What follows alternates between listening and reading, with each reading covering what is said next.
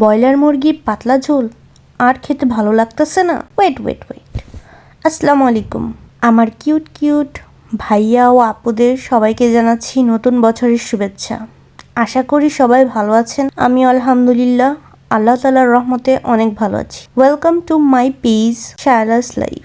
আমার মতো অনেকেই আছে খাবার বা একই রান্না বারবার রিপিট করলে পছন্দ করে না। চলো আজকে একটা নতুন রেসিপি ট্রাই করা যাক।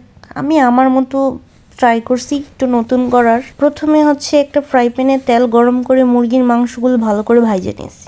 তারপর ওই তেলের মধ্যেই হলুদ, মরিচ, লবণ, গরম মশলা দিয়ে ভালো করে কষাই নিয়েছি। তারপর কষানো শেষে আবার ওইটার মধ্যে পেঁয়াজ দিয়ে দিছি। পেঁয়াজ দিয়ে আবার ভালো করে কষাই নি। ব্যাস রেডি।